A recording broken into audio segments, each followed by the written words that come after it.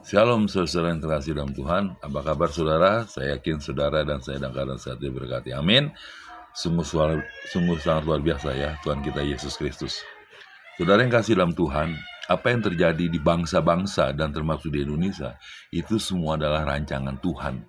Di dalam pengenapan firman Tuhan, di dalam masuk percepatan waktu Tuhan, untuk menyambut pengangkatan dan kedatangan Tuhan Yesus yang kedua kali.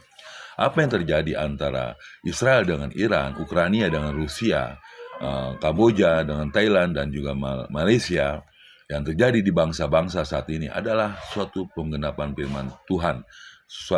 Dan apa yang terjadi bagi Indonesia sekarang ini, saudara, ya, kalau nggak salah udah jalan hampir 2 minggu, sudah terjadi berapa kali pembubaran ibadah, pembubaran rumah doa, seperti terjadi di Cidahu, terjadi di Depok, dan terjadi di Padang baru-baru ini. Itu semua saudara, gak usah kita khawatir, gak usah kita takut, gak usah kita dendam dan amarah. Tapi memang Tuhan izinkan semua terjadi, saudara. Saudara ingat gak apa yang saya kirim beberapa hari yang lalu?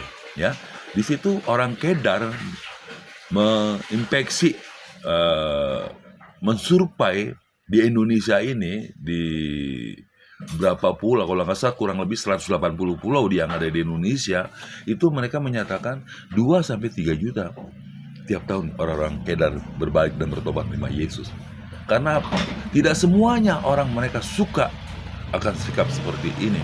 Tidak suka. Maka dari itu firman Tuhan menyatakan di Yeremia 29 ayat 11, sebab aku ini mengetahui rancangan-rancangan apa yang ada padaku mengenai kamu, demikianlah firman Tuhan, yaitu rancangan damai sejahtera dan bukan rancangan kecelakaan, untuk memberikan kepadamu hari depan yang penuh harapan. Saudara-saudara yang kekasih dalam Tuhan, tugas kita sebagai orang percaya hanya bersyukur dan berserah pasrah kepada Tuhan dan hidup benar di hadapan Tuhan. Apa yang terjadi di dunia ini, apa yang terjadi baru-baru ini, itu tujuan Tuhan. Karena Tuhan punya rancangan sendiri, Tuhan punya rencana sendiri, ya kan? Walaupun secara jasmani membuat kita khawatir, takut, bimbang, ragu, cemas, amarah, tapi itu kita harus tahan. Kita ganti dengan ucapan syukur, dengan penuh kasih. Bangunan boleh runtuh, bisa kita bangun kembali. Yang penting iman kita tetap fokus kepada Tuhan. Dan ingat saudara, apa yang mereka lakukan itu mereka sendiri yang mempermalukan. Sehingga dengan sikap perbuatan mereka ini, baik jiwa-jiwa dimenangkan menjadi milik Tuhan. 2-3 juta tiap tahun bangsa Kedar yang ada di Indonesia itu baik dan bertobat. Kita harus bersyukur, saudara. Kita harus berterima kasih kepada Tuhan. Makanya Tuhan bilang, rancangan Tuhan, rancangan damai sejahtera, rancangan Tuhan kita bukan rancangan kecelakaan. Walaupun pembukaannya seperti itu membuat kita amarah, tapi biarlah itu semua ya, karena Tuhan punya rencana tersendiri. Dan mereka sendiri yang mempermalukan. Tugas kita hanya sekarang, hidup kita harus jadi berkat. Hidup kita harus taat, rendah hati, dan melakukan kehendak Tuhan. Sehingga dalam kehidupan kita menjadi pelaku-pelaku firman. Sehingga dalam kehidupan kita, baik jiwa dimenangkan. Ya kan saudara? Saudara kasih dalam Tuhan, makanya saya ingat di grup ini, saudara, jangan ada yang ragu untuk ikut kubu doa. Karena kubu doa itu hadirat doa sangat luar biasa.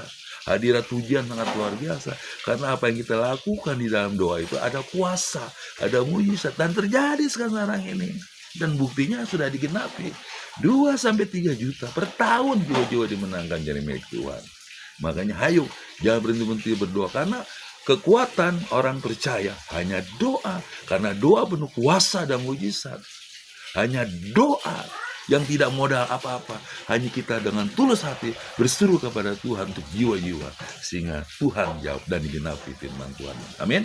Puji Tuhan, kiranya visi misi ini menjadi berkat bagi kita semua.